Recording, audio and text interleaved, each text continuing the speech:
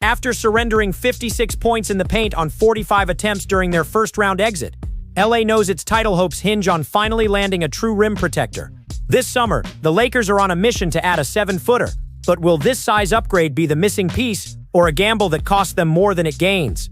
In the opening game of the first round, the Timberwolves treated the paint like their personal court, racking up 56 points on 45 attempts while the Lakers scraped together just 26 on 28 tries. Every cut felt uncontested, floaters drifted in, dunks slammed home, and second-chance points piled up as LA watched from the perimeter. Small ball lineups backfired spectacularly. Wing defenders found themselves scrambling into the lane, only to be met with effortless finishes. Jackson Hayes, the Lakers' lone traditional big at the time, managed just 9 scoreless minutes in Game 3, his -13 plus-minus a stark indicator of the mismatch. Compounding the issue was their failure to secure Mark Williams before the deadline, leaving the frontcourt thin and reactive rather than proactive.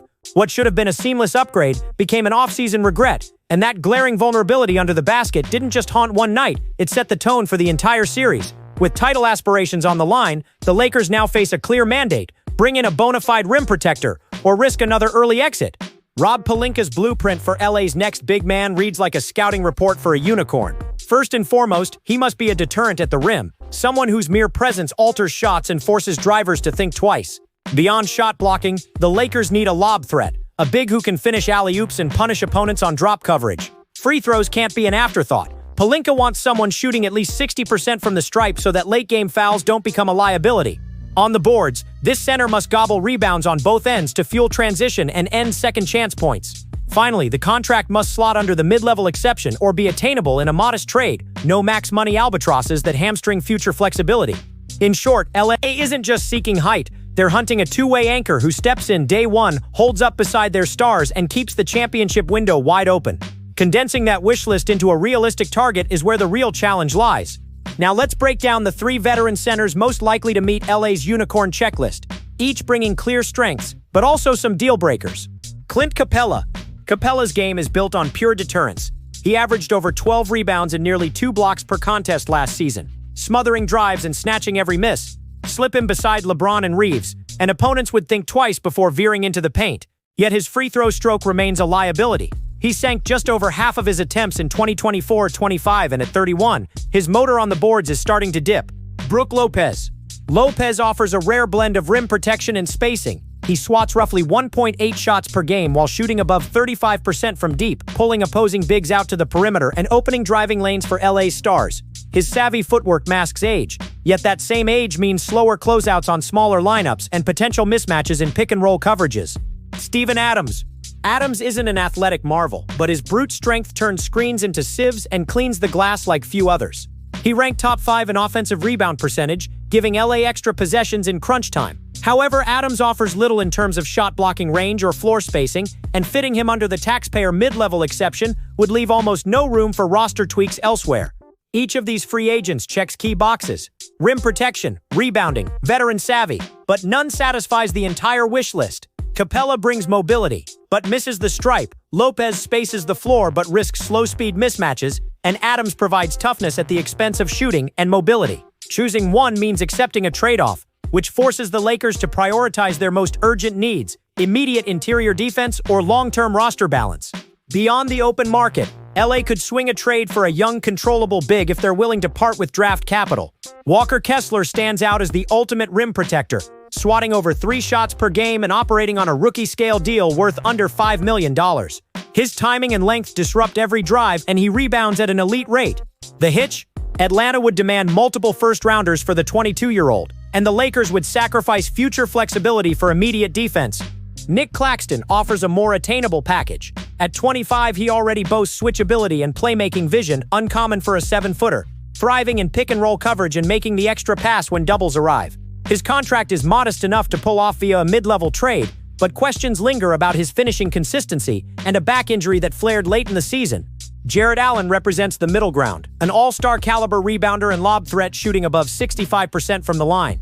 He'd bolster pick-and-roll defense and fit neatly under the Lakers' cap, but Cleveland's front office has shown no interest in moving their cornerstone without a blockbuster return.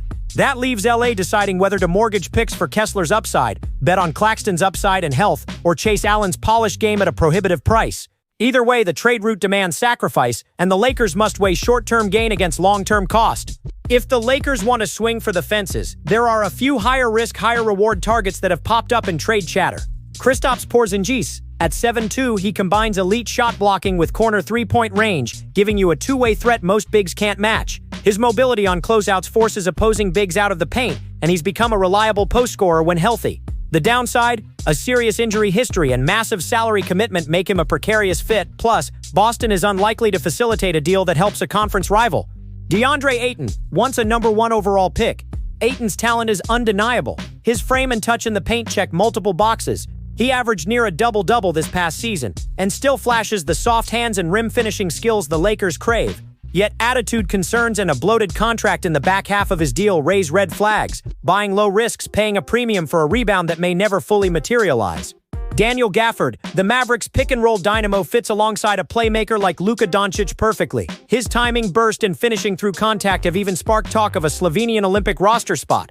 He's cheaper than a max-level star, offers legitimate rim protection, and his contract holds minimal long-term risk. The catch? Dallas has little incentive to move him and demands a sizable haul in draft compensation, forcing LA to weigh future flexibility against immediate gain. Each of these gambles could pay off spectacularly, but they all carry significant injury, contract, or asset cost concerns. Deciding whether to roll the dice may define the Lakers' path this offseason. Even the wildest trade buzz hits a wall when you drill into the details. Take Miles Turner.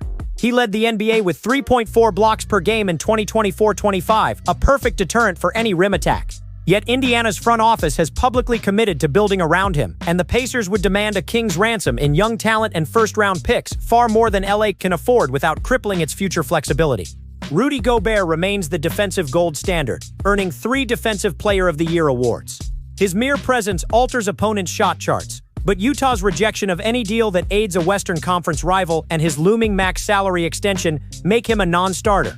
Miami's Bam Adebayo checks every box on paper. He averaged 16 points, 10 rebounds, and 5 assists while covering multiple positions. Still, the Heat view him as their long-term cornerstone and have structured contracts to deter trades, turning any discussion into wishful thinking. Then there's the promise of youth. Jalen Duren thundered his way to 8 rebounds and 1.5 blocks per game as a sophomore, hinting at star potential. Detroit, however, made clear he's central to their rebuild, and his rookie-scale deal doesn't sweeten the Lakers' offer. Even expiring contract vets like Jacob Poeltl or sleeper prospects such as Jalen Williams come with steep price tags in draft or salary assets. The net result? Doors slammed shut by cap constraints, rival allegiance, or prohibitive trade costs. With so many closed paths, Los Angeles has to circle back to the most pragmatic routes, leveraging the mid-level exception in free agency or packaging a realistic trade for a target whose acquisition won't mortgage the franchise.